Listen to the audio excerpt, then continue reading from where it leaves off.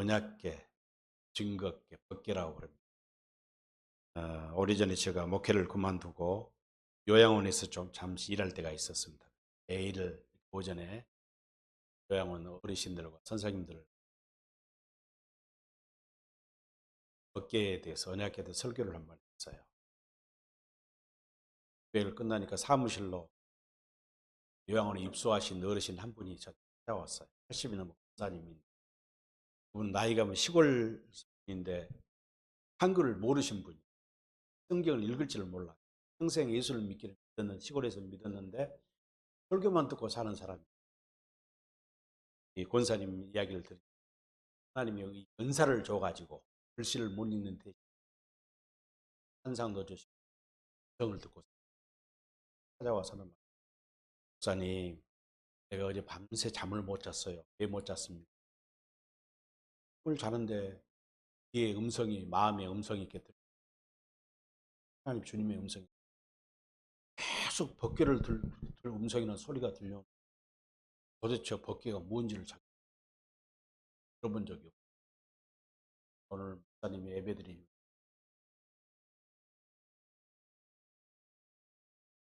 너무나 고맙다고 감사하다고 법궤의 비밀을 풀었다는 거예요. 법궤가 뭡니까? 쉽게 말하면은 출애굽기에 보면은 출애굽기 25장 10절로 21절이나 37장에 보면은 하나님이 모세를 통해서 성막을 광야에서 만들게 하시잖아요. 만들고 법궤를 만들어란 말이에요. 이 법궤를 아카시아 나무, 시띠 나무라고 그러죠. 아카시아 나무. 아카시아 나무는 견고하고 잘 썩지도 않으거나 상자를 만들어서 가로가 10, 11 11cm, 10cm 그런 가로 세로 높이가 성경에 뭐 규빗 나와요. 우리 밑에 보면 11 곱하기 67 곱하기 67 이렇게 상자를 만들어서 금으로 싸죠. 금을 싸고 채를 시띠나무로 막대기를 금으로 또 싸서 이 어깨를 옮길 때는 언약궤를 옮길 때는 반드시 제사장이 어깨에 메고 옮기다. 그러면 이제 성막 안에서 이 법궤는 어디에 놔둬요? 지성소 안에 두잖아요. 지성전에 두고 희작으로 딱 가려놓습니다. 누구도 이 법궤를 들여다볼 수 없어요. 성소 안에 누구만 들어갑니까? 제사장만 들어가는데 제사장들도 지성소 안에 들어가서 법궤를 볼 수가 없어요. 왜? 법궤를 뭐라고 그럽니다? 우리가 일반적으로 법궤를 하나님의 임재의 상징이다. 축복의 상징이라고 말해요. 축복의 상징이라면 오늘 본문 말씀 때문에 축복의 상징이라고 그러죠. 법궤를 옮겨놔서 가지고 아비나답의 집에 복을 20년 동안 법궤를 모시고 있어서 복을 받다는 그 이야기도 축복의 상징입니다. 그것은 그 틀린 말은 아니지만 통상적인 이야기예요. 우리가 잘 아는 법궤는 뭡니까? 만군의 여호와의 이름입니다. 사무엘하 6장 2절에 그랬죠. 하나님의 언약궤는 여호와의 만군의 여호와의 이름으로 불려지는 것이다. 하나님께서 이스라엘 백성들을 430년 동안 애굽에서 종살이 하다가 그들을 유월절을 통해서 어린 양의 피를 그들을 통해서 구원하신 목적이 뭐예요? 광야에 데리고 와서 예배를 드리기 위해서. 예배를 드린다는 것은 하나님의 성소에서 하나님을 예배하는 목적이죠. 성소에. 그래서 하나님이 모세에게 성막을 만들라고 했습니다. 성막을 만들어서 물론 이제 성막론에 보면은 성막을 연구하는 사람들이 많이 있어요. 성막은 예수님을 상징하는 것이고 교회를 상징하고 하나님을 상징하죠. 그 중에서 가장 성막 안에서 핵심이 뭐예요? 법궤입니다. 언약궤입니다. 증거궤입니다. 이 증거궤를 갖다가 그냥 하나님의 임재, 함께 하시는 상징이다. 단순히 그런 의미가 아니에요. 뭐라고요? 하나님의 이름이라는 이야기죠. 하나님의 이름이 뭡니까? 하나님의 성부와 성자와 성령의 생명의 이름이 누구예요? 예수. 복음을 아시는 분 이렇게 알아요. 그 전에 저도 복음 모를 때는 그래, 법궤는 우리와 함께 하나님이 함께 하시는 증거다. 구름기둥과 불기둥도 우리와 함께 하시는 증거다. 이렇게만 생각하는 거예요. 그런데 분명히 하나님 말씀 가운데는요. 법궤는 만군의 여호와 이름이고 하나님의 성소를 짓는 목적이 역대상의 법 7장에 보면은 솔로몬이 하나님의 성전을 짓잖아요. 다윗이 하나님의 어떤 설계도를 받고 나서 그 성소를 솔로몬이 지을 때도 성전을 짓는 목적이 뭐 하려고요? 만군의 여호와의 이름을 두려고. 할렐루야. 그 이름이 뭐예요? 하나님의 언약궤 예수 이름을 두려고. 이렇게 하면 이제 풀려집니다. 저는 집사람하고 아침에 애들이 오면서 그런 이야기를 했어요. 하나님이 복음을 안다는 것이 얼마나 큰 축복인지. 복음을 모를 때는 너무 답답했어요. 내 생각이 하나님의 생각으로 생각하고 맨 거짓말하고 살고 목사가 거짓말하고 내 말을 갖다 하나님의 말이라고 전하고 지금 생각하면은 그런 걸 늘 회개하고 하나님 복음을 깨닫게 해서 감사합니다. 그래서 내가 늘 말하는 이야기 있어요. 시편 50편 21절에 보면 이런 말이 나오죠. 내가 이 일을 행하여도 내가 잠잠하여도. 하나님 말씀입니다. 네가 나를 너와 같은 줄로 생각하였도다. 하나님을 모르니까 여호와 하나님을 모르니까 하나님을 누구 같은 존재로 생각해요? 나와 같은 인생과 똑같은 그런 존재로 생각해요. 자, 봅시다. 세상의 종교는 그 종교를 누가 만들었어요? 사람이 만들었어요. 아와 같은 사람이 만들었기 때문에 그 종교, 그 세상의 사람들이 믿는 그 종교의 신은 인간이 됐든 자연의 피조물이에요. 그리고 인간을 믿으면 좀 더 낫지, 신이 피조물보다는. 태양이나 뭐 물이나 나무나 이런 거 보이잖아요. 그런 것을 믿는 것보다는 사람 믿는 것이 더 중요하지 않겠어요? 어찌됐든 그래요. 똑같은 인간의 생각이. 그러니까 이 언약궤의 비밀을 모르고 복음의 비밀을 모르고 하나님이 아브라함과 이삭과 야곱과 다윗에게 맹세하여 전한 영원한 언약의 비밀을 알지 못하면 하나님의 복음을 알지 못하면 세상 종교와 다를 바가 없어요. 다른 하나님을 믿는다 그 말이에요. 다른 하나님.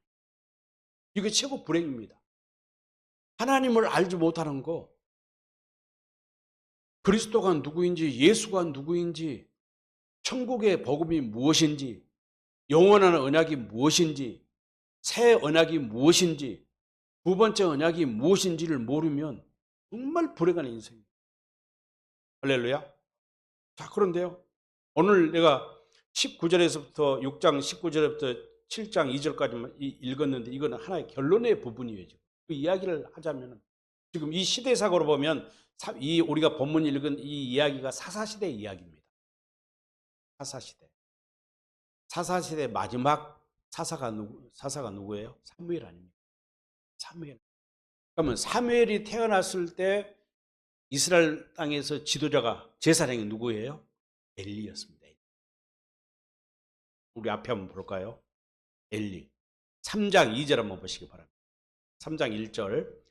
아이 사무엘이 엘리 앞에서 여호와를 섬길 때에는 여호와의 말씀이 희귀하여 이상이 흔히 보이지 않았다. 성령이 역사하지 않았다. 하나님이 이스라엘을 향하여 얼굴을 감추셨다. 눈을 감으셨다 그 말이에요. 그런데 2절 보면 엘리의 눈이 점점 어두워가서 잘 보지 못하는 그때 그가 자기 처소에 누웠고 3절 하나님의 등불은 꺼지지 아니하였으며 할렐루야. 하나님의 등불 생명의 빛은 꺼질 수가 없죠. 그렇죠? 아니하였으며 사무엘은 하나님의 궤에 있는 여호와의 전 안에 누웠더니 사무엘은 하나님께 한 거였고 지금 물론 엘리 제사장의 나이가 늙고 비둔해졌지만은 영적인 상태를 이야기하는 거예요.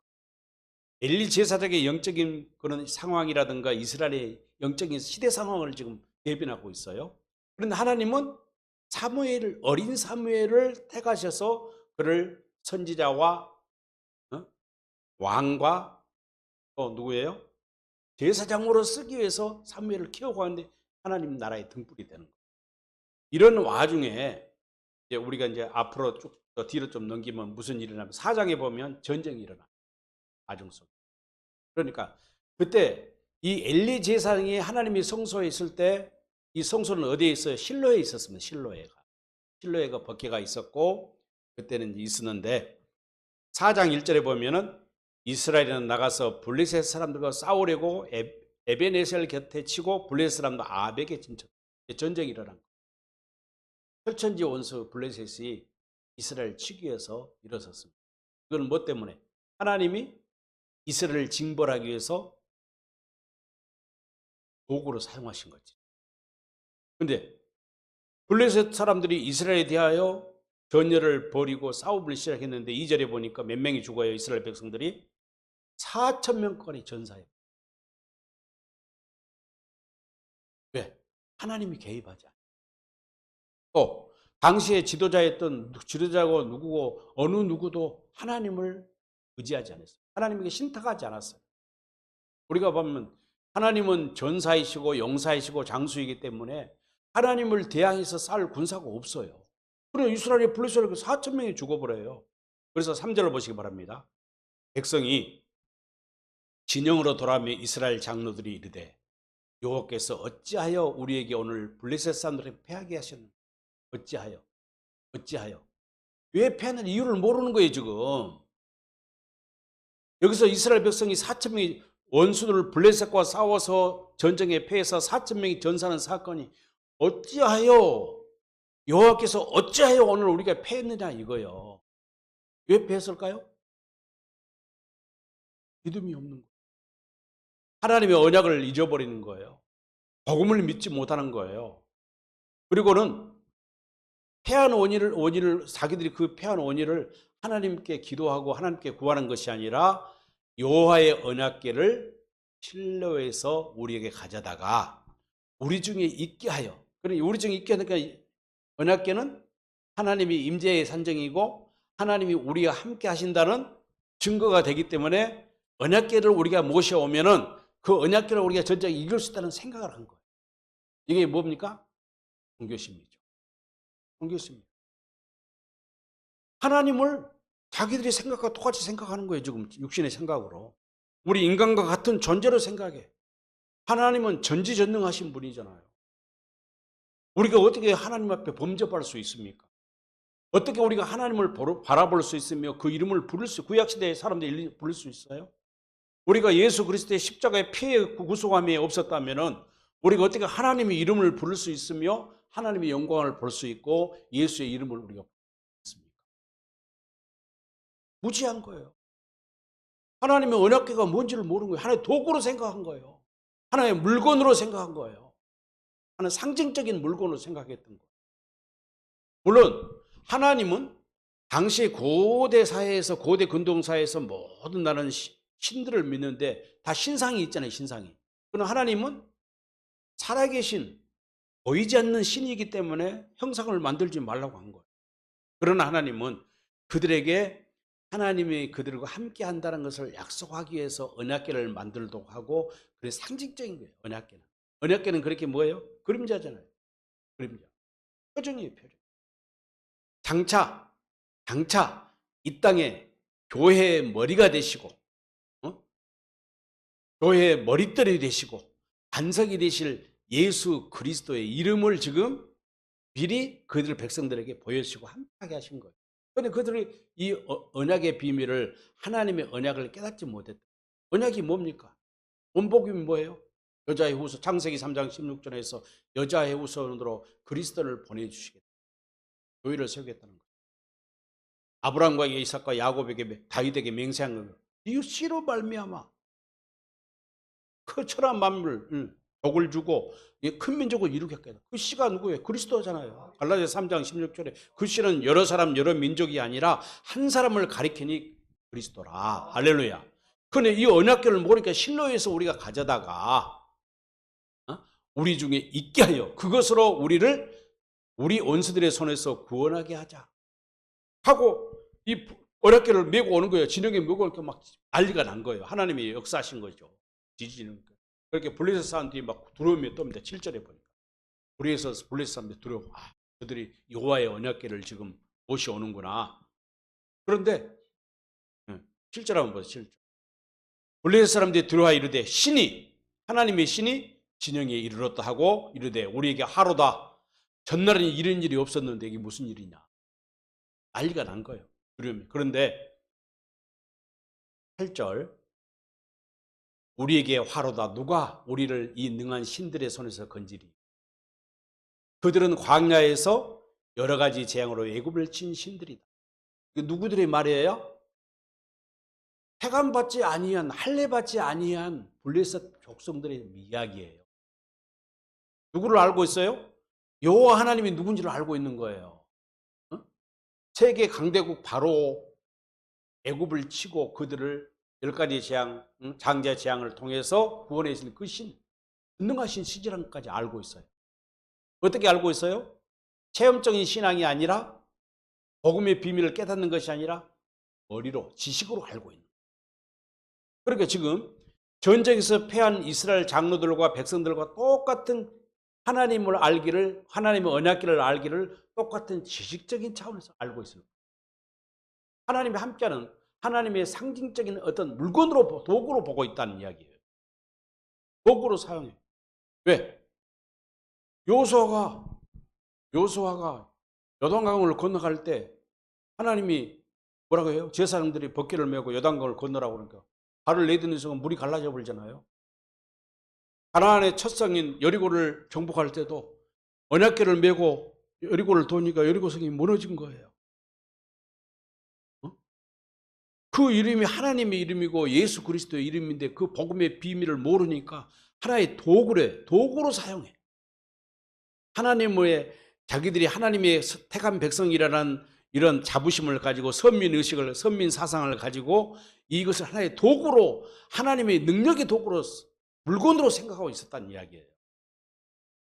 그런데 이제 블레셋 사람들이 보세요. 블레셋 사람들 9절 말씀. 너희 블레셋 사람들아 강하게 되며 장부가 되어라. 누구의 말이에요? 블레셋 장수가 이야기하는 거예요. 히브리 사람이 종이 되기를 그들이 너희 종이 되었던 같이 되지 말고 대정부같이 싸워라. 용기를 얻어. 이스라엘은 저 법궤를, 여호와의 신의 법궤를 두려워하지 말라는 거예요. 싸우자는 거예요. 그리고 10절 블레셋 사람들이 쳤더니 이스라엘이 또 패합니다. 두 번째 전쟁에 패합니다. 심하여 엎드린 자가 몇 명이에요? 3만 명이 죽어버려요. 전사 이스라엘이 패배합니다. 3만 명. 그리고 11절에 하나님의 개는 빼앗기고 엘리의 두 아들 홈리와 비느하스도 죽이고, 영적인 당시의 이스라엘의 영적인 상황을 이야기하는 거예요. 말씀이 없는 세대, 성령의 감동과 감화가 없는 세대, 하나님의 진리의 말씀이 사라진 세대, 육신의 생각으로 마음으로 살아가는 세대, 하나님을 마치 세상의 어떤 신과 인간과 같은 존재로 여기는 무지한 세대. 지금 이겁니다. 그런데 이제 놀라운 것은요, 18절 말씀 보세요. 8절. 하나님의 언약궤가 빼앗겼다는 소리를 듣고 나서 엘리가 어떻게 해요? 그 자리에서 죽어버려요. 하나님이 저주를 내린 거예요. 어린 사무엘에게 하나님이 언약 환상으로 보여줬던 것처럼 그런 일이 생깁니다. 그걸 빼앗겨 버립니다. 하나님의 언약궤가, 하나님의 이름이 이방인들의 손에 넘어가 버린 거예요. 그리고 이제 21절, 22절을 보면 이제 22절 보세요. 또 이르기를 하나님의 궤를 빼앗겼으므로 영광이 이스라엘에서 떠났다 하였더라. 영광이 떠났다면 무슨 말이에요? 영광이 뭐예요? 하나님의 이름이 똑같은 이야기예요. 영광이나 하나님의 이름이나 하나님의 마음이나 하나님의 생명이나 같은 말이에요. 떠나버린 거예요. 하나님의 영광이 떠나버린 이스라엘. 아무리 힘이 없는 나라가 되어버려요. 그렇죠. 소수민족이죠. 조그만 민족이잖아요. 이스라엘은. 하나님이 떠났어요. 그래서 이제 블레셋 사람들이 개를 빼앗아 가지고 어디로 옵니까? 다곤 신전. 하나님의 하나님은 신상이 없기 때문에 이방인들이 생각해도 이 법궤가, 언약궤가 하나님의 신으로 생각하고 옛날에 고대 근동사에서 전쟁을 하면은요, 포로를 잡아요, 포로. 이게 고대 근동사에서는 이 전쟁을 홀리워 거룩한 전쟁으로 생각합니다. 자기들이 믿는 신들의 전쟁으로 생각해요. 그래서 우리 민족이 우리나라가 다른 어떤 나라를 이기면은 반드시 그 나라에 가서 왕을 포로로 붙잡아 오든지 죽이든지, 그렇지 않으면 그들이 믿는 신전의 그 신상을 포로로 끌고 옵니다. 포로를 신상에 끌고 와서 자기 그 신상 앞에다가 창고에다 감옥에다 가둬놓고 어떤 전승이라든가 나라의 어떤 국경일에 그 신을 꺼냈고 사열과 분열을 해. 자기 신이 위대한 신이라는 것이. 그러니까 블레셋은 그런 식으로 하는 거예요. 그래서 블레셋 사람들이 이 이제 언약궤를 가져가 자기 다곤 신전에 갖다 놨더니 5장 보세요. 5장 3절에 아스돗 사람들이 이튿날에 일찍 일어나 본즉 다곤이 여호와의 궤 앞에 엎드러져 그 얼굴이 땅에 닿았는지라. 그들이 다곤을 일으켜 다시 그 자리에 세웠더니 희한한 일이 생긴 거예요. 자기들이 그 제사장들이 보니까, 블레셋 제사장들이 다곤신에 보니까 갑자기 그 대리 속으로 엄청나게 크게 세워진 신상들이 다 넘어져 있는 거예요. 그래서 얼른 세워놨어요. 또 4절 말씀. 그 다음날 아침에 본즉 다곤이 여호와의 궤 앞에서, 누구 앞에서? 하나님 앞에서. 여호와의 궤나 하나님의 같은 의미입니다. 그렇게 봐야 됩니다. 앞에서 또다시 엎드려서 얼굴이 땅에 닿고 그 머리와 두 손목은 끊어져 문지방에 있고 다고는 몸뚱이 양이며. 누가 이렇게 하신 거예요? 그들은 참 희한한 일을 지금 당하고 있는 거예요. 신비한 일을 당하고 있는 거예요. 그래가지고 이들이 안 되겠다. 안 되겠다 생각하고는 이 궤를 우리가 어떻게 할까? 7절 한 보시고.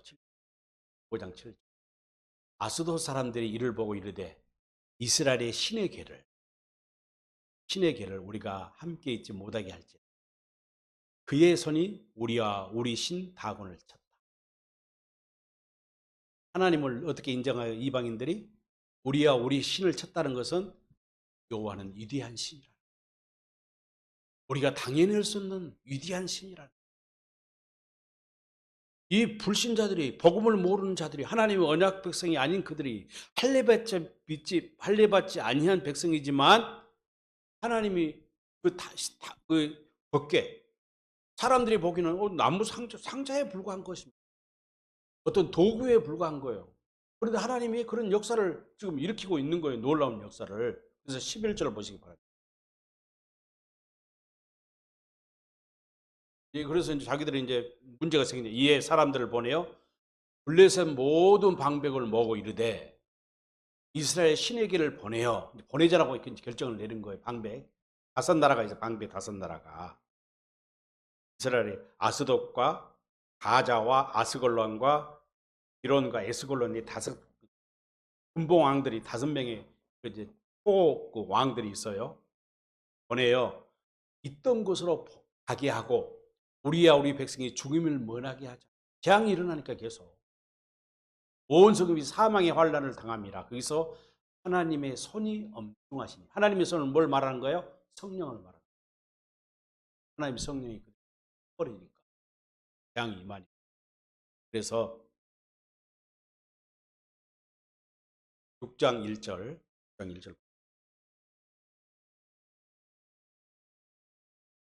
6장 1절 보면 여호와의 궤가 블레셋 사람의 지방에 있는지 벌써 7달 동안에 엄청난 재앙이 오는 거예요. 그랬으니까 4절 말씀 보세요. 그들이 이르되 무엇으로 그에게 속건제를 삼을까? 하나님께 속건제를 삼을까? 하나님께 재앙을 내리고 난리가 나니까. 속건제, 범법 헌물, 공동번역에 범법 헌물. 범법. 우리가 하나님 앞에 죄를 스스로 속건제라는 것은 죄를 지었을 때 하나님 용서를 구하는 제사잖아요. 공동번역에 범법 헌물이라고 했다. 우리가 죄를 보면 우리가 이 죄를 속하기 위해서 하나님 앞에 여호와 하나님께 죄를 속하기 위해서 어떻게 해야만이 고민을 하는 거예요. 그들이 속건제를 드려야 할 것인가. 그래서 4절 보면은 그들이 이르되 연제 제물로, 이건 이제 면제 제물로 돼 있잖아요. 다른 성경 번역본데 4절 그들이 무엇으로 드릴 속건제를 삼을까 하니 블레셋 사람의 방법의 수요대로 금독종 5. 금독종이 그들이 신이야 그때. 신 일종. 금 지도 신입니다. 5마리와 할인이 너희 5마리는 뭐예요? 아까 5 부족이라고 했잖아요. 블레셋 나라가 5 방백으로 이루어져 있기 때문에 너희와 너희 통치자에게 내린 재앙이 같다. 이걸 이제 보내기로 결정하는 거예요. 그러면서 5절 말씀도 보십니다. 그러므로 너희는 너희의 독한 종기의 형상과 땅을 해역한 지의 형상을 만들어 이스라엘 신께 영광을 돌리라. 그들은 이제 하나님께 제사 방법을 모르니까 자기들이 신을 믿는 그 방법을 이제 동원한 거예요. 그가 혹 그의 손을 너희와 너희 신들과 너희 땅에서 가볍게 하실까? 행여나 여호와의 노여움을 우리가 이렇게 해서 좀 보자는 것이죠. 그리고 이제 6절에 보면 애굽인과 바로가 이제 애굽을 해상하는 거예요, 이 사람들이. 그러니까 이스라엘 백성들이 어떻게 애굽에서 해방되었는지 알고 있어, 블레셋 사람들이 알고 있습니다.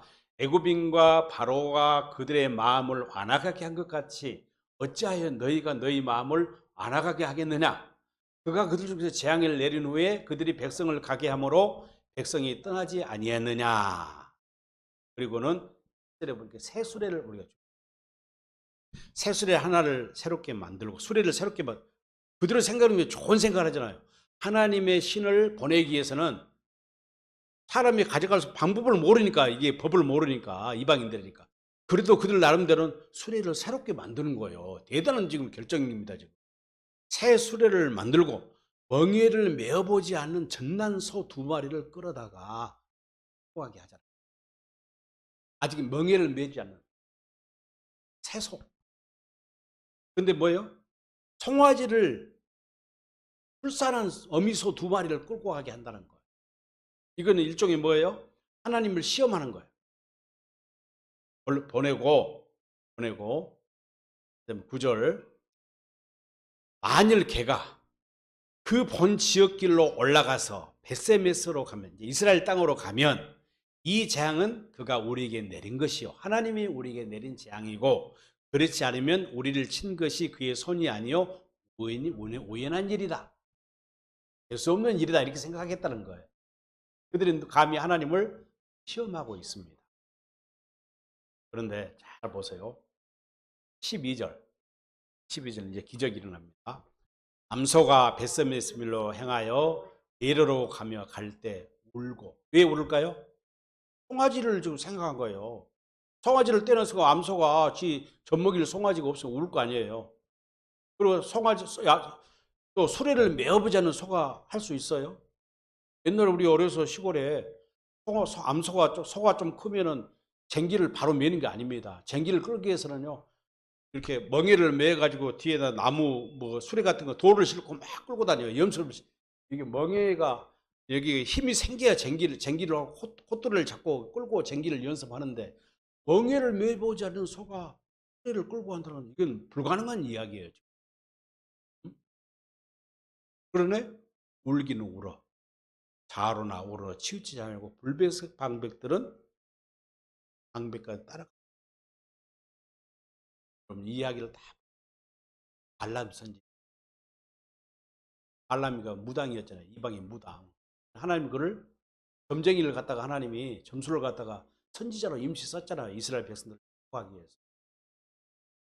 그때 나귀를 타고 가. 이 발람 선지가 나귀를 타고 왔는데 나귀가 멈춰서니까 채찍질을 하는 거예요. 그러니까 나귀가 막 버티는 거예요.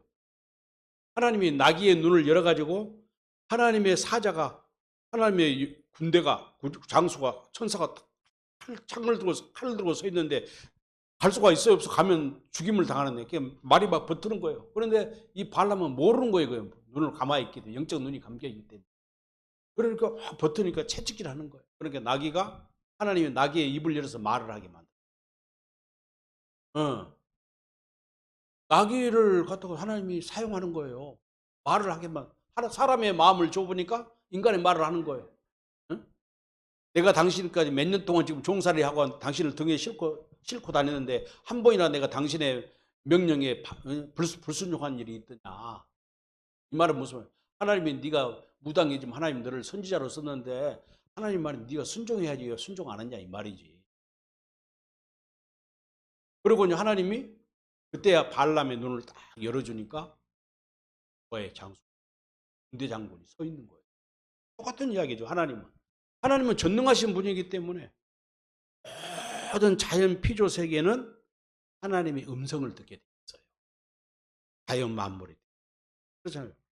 이사야서 1장 2절에 보면 하나님이 말씀. 내 백성은 내가 너희를 내 백성으로 삼았는데 너희는 나를 알지 못하고 순종한다. 저도 임자를 알고 말도 주인의 구의를 알건만은 너희는 아버지인 나를 모른다. 하나님을 모른다는 거예요. 블레셋 사람들 하나님을 몰라요. 몰라. 그런데 영예를 매보지도 않는 새끼 젖을 먹이는 두 암소는 하나님의 언약궤를 수레에 싣고 어디를 향하여? 하나님이 정하신 목적지를 향하여 겟세메스를 향하여. 어떻게 인간이 하나님의 능력을 시험할 수 있어요? 하나님의 권능을 어떻게 그것이 하나님의 죄 아닙니까? 전능하신 하나님을 우리와 같은 존재로 큰 죄입니다. 그래서 오늘 19절 말씀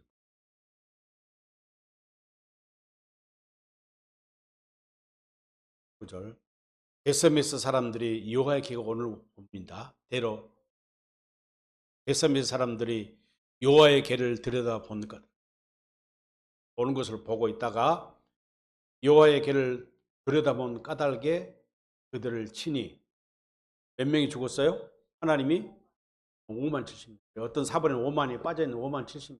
정확한 건 않겠죠. 일반적인 성경에는 그냥 5만 70명을 죽였다고 그래요. 뭐 때문에? 하나님의 언약궤를 들여다봤다. 뭘 모르니까 하나님의 언약궤를 들여다봤을까요? 그 신기한 일을 보고 들여다본 게 신기해요. 그걸 하나의 물건으로 생각한 거예요. 하나님의 언약궤는 누구만 볼 수 있어요? 아까? 대제사장, 대속죄일 1년에 딱 한 번만 볼 수 있어요. 언약궤를. 왜? 지성소 안에, 성막 안에 지성소 딱 쳐져 있고 지성소 안에는 언약궤가 있는데 그룹들 사이에 자정하신 언약궤가 있는데 1년에 대속죄일이 대제사장 한 사람만 들어가서 그걸 볼 수가 있어요. 그렇지 않습니까? 그런데 하나님의 언약궤를 구경 삼아서 본 거 신기해가지고 암소들이 마부도 없고 소를 끌고 오는 사람도 없이 순수하니 언약궤를 끌고 오는 그 언약궤가 도대체 뭐냐? 그들은 언약궤를 알아야 몰라. 이스라엘 백성들은 알기는 알지. 광야에서부터 이 언약궤가 있었으니까 지금 실로에 있었던 것이. 그리고 이 언약궤가 원래 가려면 어디로 돌아가요? 원래 왔던 데가 가져온 데가 어디예요? 실로잖아요. 하나님의 성막이 있는 실로로 가야 되는데 이 블레셋 사람들이 어디로 보내요? 원래 왔던 데 보낸다면서 벳세메스로 보내버린 거예요. 그냥. 벳세메스는 뭐 어떤 높은 지역이래요. 뭐 높은 지역이고 뭐 숲에 있는 도시인데 어찌됐든 이런 하나님의 언약궤가 블레셋 군들에게 빼앗기는 일과 블레셋 사람들이 언약궤를 다시 돌려보는 모든 일에 누가 친히 일하고 계시는 거예요? 하나님 자신이 지금 사역하고 계시는 사실. 그걸 알아야 돼. 하나님의 일하심이 이 말씀을 통해서 우리가 마음의 눈으로 보여요. 하나님의 일하심이 보여진다는 것은 그때 당시에 하나님의 마음을 우리가 알 수 있다는 거예요. 생각해보세요. 하나님의 마음이 얼마나 나쁘게. 이스라엘이 똑똑해서 그들을 택했습니까? 잘난 민족에서 택했습니까? 강한 민족이고 훌륭한 민족에 택했습니까? 아니에요. 가장 연약하고 약한 그 민족. 무엇 때문에? 하나님이 아브라함을 선택하신 그 언약으로 인하여 그 언약을 이루기 위해서 믿음의 조상 아브라함과 맺은 그 영원한 언약을 이루기 위해서 하나님은 끊임없이 일하고 있는데 그 백성들은 하나님의 이 놀라운 언약, 이 약속을 행하신 일들을 깨닫지도 못하고 보지도 못하고 했다. 그래서 신명기서 29장 4절에서 그랬죠. 지금까지 내가 여기 깨닫는 마음, 보는 눈과 듣는 귀를 허락. 신명기에서 그렇게. 근데 지금도 똑같아요. 역시 이들은 언약궤를 구객기로 생각한 거예요. 하나님을.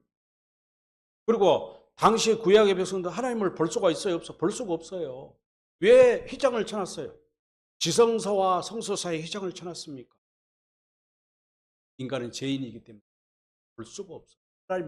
그때 당시에 하나님을 본다는 것은 죽임을 당하는 것이고 하나님의 이름을 부르는 것도 죽임을 당해요. 여호와 이름을 망령되이 이끌지 말라고 그래요. 함부로 부르지 말라는 거예요. 하나님은 그런 존재가 아니거든요.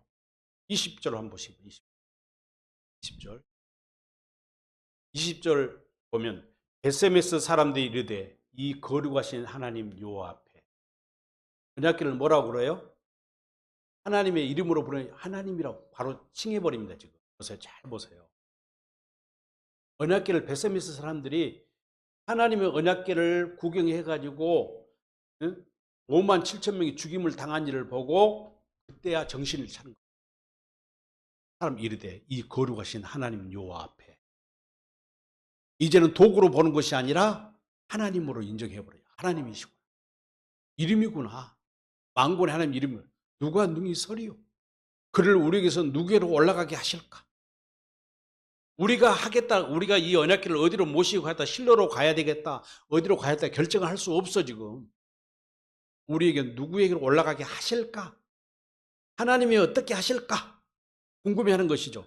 이걸 갖다가 킹 제임스 그 번역 나옵니까? 한번 보십시오. 10절. 아, 없어요? 내 핸드폰을 좀 보세요.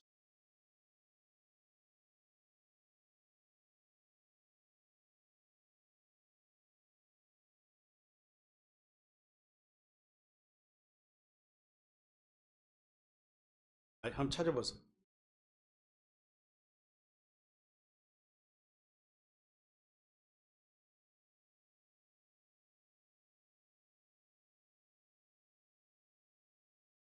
네, KGB 흠정역을 보면 이렇게 돼 있어요. 20절 말씀이. 제가 이제 읽어드릴게요. 베세메스 사람들이 이르되 이 거룩하신 주 하나님 앞에 누가 능히 서리요? 같이 이렇게 번역되어 있습니다. 그러니까 뭐예요? 하나님의 언약궤가 뭐라고요? 우리하고 함께 하신다는 임재의 상징물이 아니라는 거예요. 지금 영적으로 하나님이 이 놀라운 하나님의 언약궤를 들여다보고 베세메스 사람들이 무려 5만 7천 명이 죽인 이 사건을 통해서 이들에게 뭘 주신 거예요? 깨닫는 마음을 주신 거예요. 하나님의 언약궤가 뭔지를 그때 알게 하신 거예요. 그리고 뭐라고요? 이 거룩하신 하나님 여호와 앞에 누가 서리요? 누가 서겠냐? 설 사람이 없다는 거예요. 당시엔 제사장만 설 수 있어요. 하나님 앞에 설 수 있는 자격이 있는 사람은 어떤 사람? 새 언약의 중보자로 그리스도가 반드시 오셔야 돼. 아직 오실 때가 아니에요. 그리스도가 오셔서 새 언약의 중보자로 오셔서 십자가에 피를 흘리시고 죽으시고 부활하셔야 돼. 그리고 승천하시고 그분이 다시 성령으로 우리 안에 오셔서 우리에게 할례를 베푸셔야 돼. 성령으로. 마음의 할례를 베푸시고 그래서 우리가 하나님의 생명으로 예수와 함께 십자가에 죽고 그 부활에 참여하게 될 때 비로소 어떻게 해야 돼요? 히브리서 10장의 말씀처럼 예수님이 십자가에 죽으실 때 성소의 휘장이 차 위에서 갈라지면서 이걸 갖다가 히브리서 10장에서는 이제는 뭐라고 그리스도의 육체를 가리킵니다. 예수님 몸이 찢어지는 순간 새롭고 산 길이 열려 어디로? 하나님 보좌 앞에 나아갈 수 있는 길이 열리는 거예요. 지금 그때가 아니에요. 구약의 시대는. 그러니까 누가 능히 하나님 앞에 서리요? 우리에게서 누구에게로 올라가시 하실까? 하고 이제 그 다음 절을 보세요. 7장 21절. 21절. 자, 6장 21절. 6장 21절. 네, 전령들을 기라집 주민에게 보내요. 전령들을 보냅니다. 전령들 21장에 전령들을 보내어 블레셋 사람들이 여호와의 궤를 도로 가져왔으니 너희는 와서 그것을 너희에게로 가져가라 하고 이제 이야기를 합니다. 이제 여기서부터는 이 베세메스 사람들이 자기들이 결정한 것이 아니라 성령의 이끌림을 받아서 일하기 시작합니다. 지금은. 그래서 7장 1절, 7장 1절을 보면은 기럇 사람이 와서 여호와의 궤를 옮겨 산 위에 사는 아비나답의 집에 들어갔다. 아비나답. 실로에 있는 엘리도 죽었고 엘리의 두 아들 혼니와 비니아스도 죽어버렸어. 그러면 아마 이 아비나답의 사람 집으로 옮기는 거예요. 숲속의 도시예요. 숲속의 도시. 높은 곳에 있는 아비나답 집으로 들여놓았고 그의 아들 엘리야살. 엘리야살은 아론의 큰아들이 엘리야살 제사장 가문이잖아요. 그런데 분명한 것은 이 아비나답은 제사장 가문이 아닙니다. 하나님의 법궤를 모실 수 있는 사람은 제사장이 모셔야 될 거 아니에요. 여기서 중요한 우문과 수수께끼가 생기는 거예요. 복음의 비밀. 아비나답은 아마 성경학자들은 레위 족속으로는 판단. 정확하지 않아요. 성경은 어떤 증거가 없으니까. 그런데 여기에서 하나님이 스스로 하나님의 성막이 있는 성소가 있는 실로를 택하지 아니하고 아비나답의 집에 들어가고 그 아버지가 아들인 엘리야스를 통해서 하나님의 궤를 지키게 하신 목적이 있어요. 목적이 있는데 그 다음 절 2절 보세요. 궤가 기앗 여라임에 들어간 날부터 20년 동안 다윗의 장막으로 이 법궤를 옮기기 전까지 오래 있은지라. 오래 있은지라. 그렇죠. 이동안 있는지 어떻게 되는 거예요? 하나님이 이 가정에 복을 줘버린 거예요. 그러면 왜 하나님은 스스로 실로에 있는 성소로 들어가지 아니하시고 여기를 선택했을까? 오늘 설교 준비를 많이 했는데 시간이 없네요. 이 말씀을 보면은요, 우리가 여러분들이 잘 아는 대로 사도행전 17장 24절 한번 보시기 바랍니다. 다음 주도 있으니까.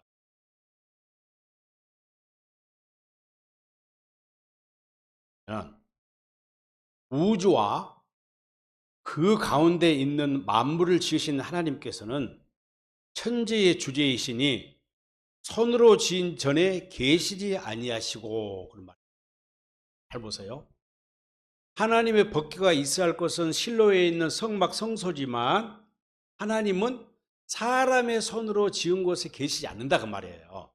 그렇다면은 오늘 7장 1절에 나오는 여호와 하나님께서 아비나답 레위 족속인 아비나답의 집에 선택해서 그곳에 20년 동안 거하게 이 법궤를 두게 하신 목적이 있어요. 목적이 있어요.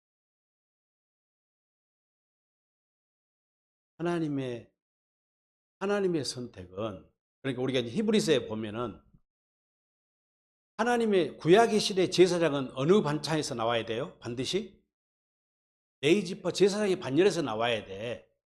그런데 그 제사장도 죄가 있는 존재 아니에요? 그렇게 계속 제사장이 또 낳고 제사장이 죄를 이어서 나와야 돼. 그런데 영원한 제사장이신 그리스도는 누구의 반차에서 나왔다고요? 멜기세덱의 반차. 그렇다면은 하나님의 법궤를 아비나달의 집에 머물게 하신 것은 하나님의 방법, 교회를 상징. 이스라엘 백성 지금도요. 육적인 택함받은 이스라엘 백성이 영적 이스라엘이에요. 하나님의 백성.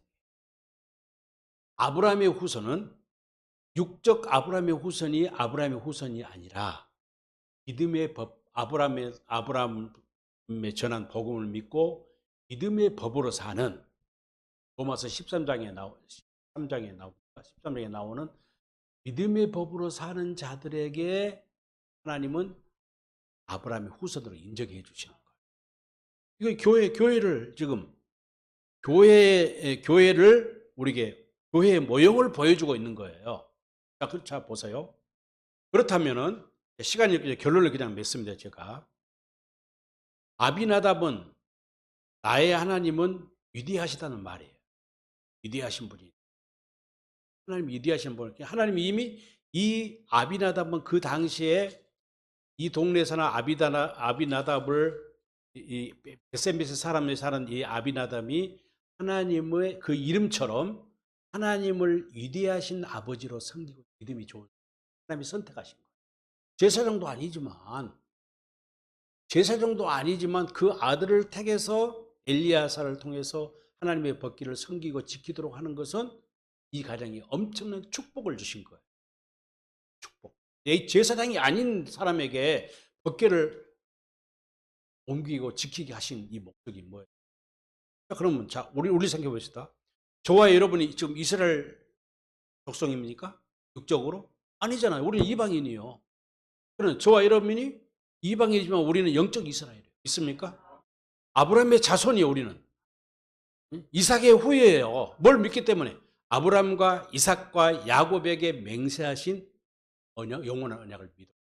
새 언약을 믿었기 때문에 그 새 언약에 중보해 주신 만군의 여호와의 이름인 하나님의 언약궤로 실제 그런 모형이고 실제로 오신 믿음의 창시자요, 믿음의 완성자이신 그리스도가 내 안에 들어오신 거예요. 그렇게 오늘 이 본문을 보면 아비나답의 집에 이 말은 저와 여러분의 마음 가운데 누가 오셨다고요? 그리스도가 오셨다는 거예요, 지금. 그러니까 우리가 뭐가 되는? 교회가 되고 하나님 나라가 이루어지는 거예요. 이게 복음의 비밀이에요. 그러니까 사람의 기대하고는 전혀 상관이 없는 전적인 하나님의 역사. 그래서 이 이스라엘 베세메스 사람들이 처음에는 법궤를 그 이방인들과 똑같이 하나님의 어떤 임재하고 하나님이 그들을 지키는 하나님의 물건으로 생각했다가 하나님이 딱 5만 70명이 죽임을 당하는 걸 보고 그때 정신을 차리고 하나님이 그들의 영안을 열어주니까 이야기를 하잖아요. 이 거룩하신 하나님 여호와 앞에 누가 이 법궤를 블레셋 사람들이 보내서 오기는 왔는데 이 법궤를 우리가 어떻게 처리를 해야 될지, 이 법궤를 실로로 옮겨야 될지 어디로 우리는 모르겠다는 거예요. 그런데 하나님이 그들의 성령으로 감동시키니까 이 여알인 사람들로 하여금 이 법궤를 누구의 집으로? 하나님이 선택하신 아비나답의 집에 보관하겠다. 그리고 나서 이스라엘이 평화가 와요. 그 뒤에 이제 뭐 보면 평화가 옵니다. 이 아비나답은 교회를 상징합니다. 복음을 믿는 저와 여러분을 상징합니다. 부활하신 그리스도가 내 안에 임하지 않았다. 법궤이신 분이 내 안에 계시지 않는다. 여호와의 언약궤이신 그분이 우리 안에 저와 여러분 오시지 않았다면 우리 교회가 될 수 없습니다. 그 선택권은 우리가 선택한 것이 아닙니다. 우리가 복음을 믿고 우리가 믿음으로 살고 하는 것이 우리의 선택이 아니에요. 믿음이란 것이 내가 설교할 때면 늘 강조하잖아요. 사람의 인간의 의지와 생각이 아닙니다. 믿음이 오기 전과 믿음이 온 후. 갈라디아서 3장 22절과 24절에 분명히 나와요. 믿음이 오기 전에는 율법 안에 사는 자들이에요. 초록 만물에 지금도 사는 자들이에요. 그러나 믿음이 온 후 부활하신 그리스도가 새 언약의 중보자로 이 세상에 오셔서 십자가에 피 흘려 죽으시고 우리를 구속하시고 다시 우리 안에 영으로 오신 할렐루야.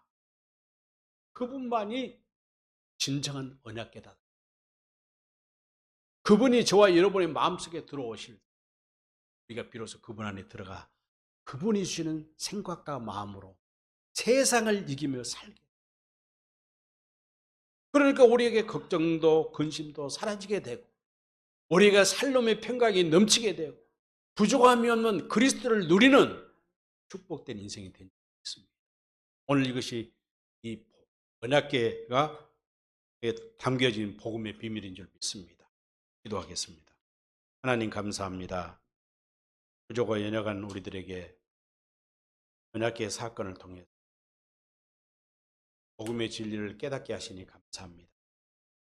블레셋에서 돌아온 이 하나님의 언약궤가 우연히 아비나다의 집으로 가는 것, 하나님의 대가심과 선택하심이 있었습니다.